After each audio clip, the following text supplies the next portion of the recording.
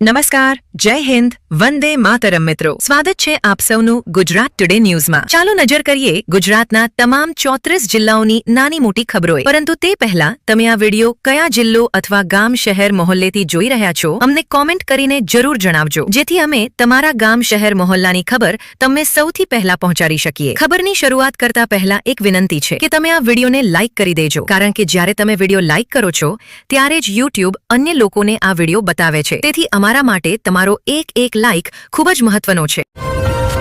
પોરબંદરમાં મહિલાઓ સાથે છેડછાડ કરનાર પ્રિન્સિપાલની ચાલતી ટ્રેનમાં પિટાઈ કરવામાં આવી. કુટિયાણાના માહિયારી ગામ સ્થિત એક શાળાના પ્રિન્સિપાલ પર છેડછાડનો આરોપ લાગ્યો છે. મહિલાઓએ છેડછાડના આરોપમાં પ્રિન્સિપાલની ચાલતી ટ્રેનમાં પિટાઈ કરી દીધી. પ્રિન્સિપાલને મારતા એક યુવકનો વિડિયો સોશિયલ મીડિયામાં વાયરલ થયો છે. ખુલાસો થયો છે કે થોડા દિવસ પહેલા પ્રિન્સિપાલ પર બળાત્કારનો આરોપ લાગ્યો હતો. વાયરલ વિડિયોમાં પ્રિન્સિપાલને મહિલાની છેડછાડ કરવાની વાત પણ કબૂલ કરી છે.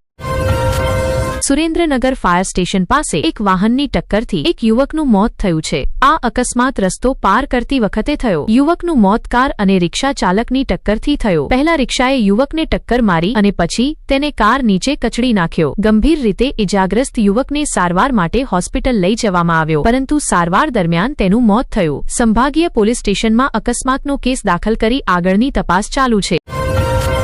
અરાવલીના રતનપુર અનસોલ ચેક પોસ્ટ પર પોલીસ ચેકિંગ વધારી દેવામાં આવી છે અને અન્ય રાજ્યોમાંથી આવતા વાહનો પર 24 કલાક નજર રાખવામાં આવી રહી છે. ચેકિંગ દરમિયાન શામળાજી પોલીસે એક શંકાસ્પદ ટ્રકને અટકાવી તેની તપાસ કરી. તેમાં પાંખરની આડમાં ભરેલી દારૂ જપ્ત કરવામાં આવી. તેણે રાજકોટ પાર્સિંગની ખોટી ઓળખ બતાવીને ભાગવાની કોશિશ કરી, પરંતુ તપાસ દરમિયાન પોલીસે ટ્રકમાંથી 13,416 દારૂની બોટલો જપ્ત કરી. રાજકોટ પોલીસે વીજ ચોરીના શંકા હેઠળ વિંછિયા વિસ્તારમાં દરોડો પાડ્યો. પીજીવીસીએલની ટીમના દરોડા દરમિયાન આખો વિસ્તાર પોલીસ છાવણીમાં ફેરવાઈ ગયો. અકાડિયા ગામમાં 8 આરોપીઓના રહેણાંક મકાનોની તલાશ લેવામાં આવી. એલસીબી, એસઓજી અને ક્રાઇમ બ્રાન્ચ સહિત પોલીસ ટીમોએ તલાશી અભિયાન ચલાવ્યું. જસદણ, વિંછિયા, અટકોટ અને ભાદલા પોલીસ પણ તલાશીમાં સામેલ થઈ. ગંભીર ગુનાઓમાં સામેલ આરોપીઓના વીજ કનેક્શન કાપી નાખવામાં આવ્યા. 74 ગેરકાયદેસર વીજ કનેક્શન અને 12,500 મીટર ગેરકાયદેસર કેબલ મળ્યા. આરોપીઓના 2 વાહનો જપ્ત કરવામાં આવ્યા અને વીજ ચોરો પર દંડ ફટકારવામાં આવ્યો. જસદણ પીજીવીસીએલે વીજ ચોરી મામલે 68 લાખ રૂપિયાનો દંડ લગાવ્યો છે. અસામાન્ય હવામાનનો પ્રતિકૂળ અસર માનવ આરોગ્ય અને ઊભી પાક પર પડવાની આશંકા છે. સતત બદલાતા હવામાનના કારણે લોકોના આરોગ્ય પર ગંભીર અસર પડશે. ઊભી પાકમાં રોગ લાગવાની પણ સંભાવના છે. ખેડૂતોને પાક સુરક્ષા પગલાં લેવા પડશે. 22 અને 23 ફેબ્રુઆરીએ પશ્ચિમી વિક્ષોભ આવવાની સંભાવના છે. આ પશ્ચિમી વિક્ષોભના કારણે બંગાળની ખાડી સક્રિય થઈ જશે. 24 અને 25 ફેબ્રુઆરીએ ગુજરાતના હવામાનમાં ફેરફાર થવાની સંભાવના છે. આમ આદમી પાર્ટી ખેડૂતોના મુદ્દાઓને લઈને એક રોડ શોનું આયોજન કરશે. પાર્ટી વ્યાપાર હટાવો, ખેડૂત બચાવો અભિયાન ચલાવશે. ખેડૂતો માટે આ રોડ શો 24 ફેબ્રુઆરીથી 8 માર્ચ સુધી સોમનાથથી ગાંધીનગર સુધી ચાલશે. 8 માર્ચે ગાંધીનગરમાં ખેડૂતો માટે બદલાવ લાવો, ખેડૂત બચાવો સંમેલન યોજાશે. ગાંધીનગરમાં યોજાનાર આ ખેડૂત સંમેલનમાં અરવિંદ કેજરીવાલ હાજર રહેશે. ગાંધીનગર ઉવારસાદમાં એક પિતા અને 2 પુત્ર નહેરમાં પડી ગયા. બાઇક સામે કૂતરો આવી જતા ચાલકે નિયંત્રણ ગુમાવ્યું. ઘણી મહેનત બાદ પિતાને બચાવી લેવામાં આવ્યા. એક બાળકનો મૃતદેહ મળી આવ્યો છે અને બીજા બાળકની શોધ શરૂ કરવામાં આવી છે. અડાલજ પોલીસે ઘટનાની તપાસ શરૂ કરી છે. આ દુઃખદ ઘટના 18 ફેબ્રુઆરીએ બની હતી. અમદાવાદમાં એક પાર્ટી સ્થળ પર લાઉડ સ્પીકર પર ગીતો વગાડવા મુદ્દે વિવાદ થયો. આ ઝપાઝપી વિવિધ સમુદાયના લોકો વચ્ચે થઈ. ઘટના શહેરના વોરા રોજા પાસે બની. ઝપાઝપી દરમિયાન પથ્થરમારો થયો અને વાહનોના કાચ તોડી નાખવામાં આવ્યા. બંને પક્ષોએ સમગ્ર મામલે શહેરના કોટદા પોલીસ સ્ટેશનમાં ફરિયાદ નોંધાવી છે.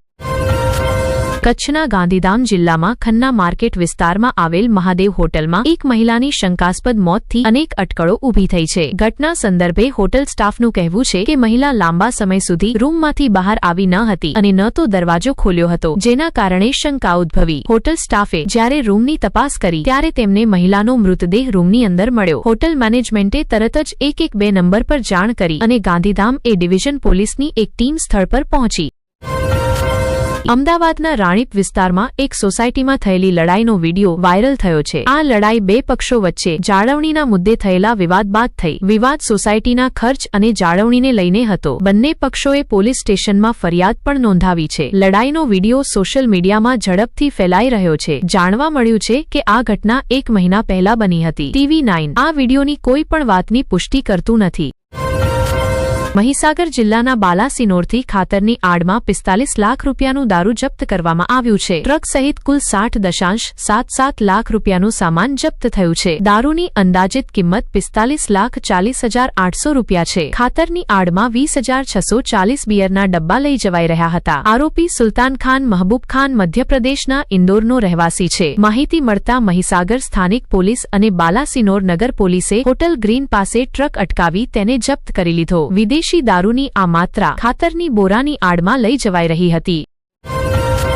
વડોદરામાં રાષ્ટ્રીય રાજમાર્ગ 48 પર એક વધુ અકસ્માતમાં એક વ્યક્તિનું મોત થયું છે. એક ડમ્પર ચાલકે એક્ટિવા મોપેડ સવારને ટક્કર મારી. આ ઘટના જાંબુઆથી તરાસાલી જતા રાજમાર્ગ પર બની. ડમ્પરના પૈડા મોપેડ સવાર પર ફરી વળ્યા. એક્ટિવા ચાલકનું આ અકસ્માતમાં મોત થયું. પોલીસ સ્થળ પર પહોંચી ગઈ છે અને મામલાની તપાસ કરી રહી છે.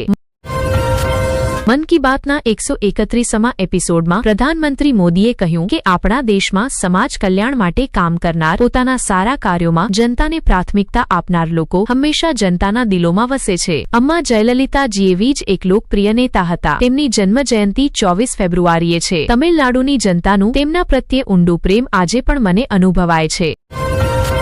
ગીર સોમનાથ જિલ્લામાં ખનીજ ચોરી સામે પ્રશાસને કડક કાર્યવાહી કરી છે. ગીર સોમનાથ ખાણ અને ખનીજ કચેરી અને મામલદારની ટીમે ઉના તાલુકામાં ઘનિષ્ઠ તપાસ અભિયાન ચલાવ્યું. નાલિયા માંડવી, નવા બંદર, દરિયાકાંઠા વિસ્તાર અને ઉના બાયપાસ વિસ્તારમાં તાત્કાલિક તપાસ કરવામાં આવી. તપાસ દરમિયાન રેતના ગેરકાયદેસર પરિવહનના આરોપમાં 2 ટ્રેક્ટર જપ્ત કરાયા. ભવન નિર્માણ માટે ચૂના પથ્થરના ગેરકાયદેસર પરિવહનના કેસમાં 3 ટ્રેક્ટર ઝડપાયા. ઉના તાલુકામાં 7 અને સૂત્રપાડા તાલુકામાં 1 કેસ મળ્યો. કુલ મળીને 8 કેસ નોંધાયા. અંદાજે 65 લાખ રૂપિયાનું માલ જપ્ત કરવામાં આવ્યું. જપ્ત કરાયેલા તમામ વાહનો સામે કાનૂની કાર્યવાહી કરવામાં આવશે.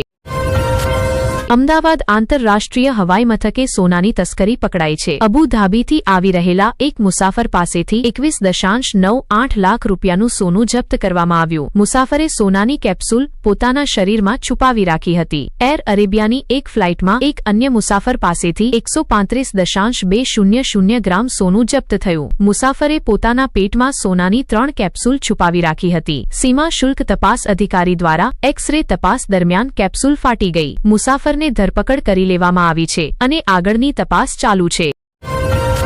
ભરૂચ જીઆઈડીસીની એક કંપનીમાં ભીષણ આગ લાગી. તુષાર ટ્રાન્સફોર્મર નામની કંપનીમાં આગ લાગી. દૂર સુધી ધુમાડાના ગોબરા દેખાતા હતા. આ ઘટનાથી વિસ્તારમાં અફરાતફરી મચી ગઈ. ફાયર બ્રિગેડની ગાડીઓ સ્થળ પર પહોંચી અને આગ પર કાબૂ મેળવવાના પ્રયાસો કર્યા. સદભાગ્યે આગમાં કોઈ જાનહાનિ થઈ નથી. આગ લાગવાનું કારણ હજી સુધી અજ્ઞાત છે.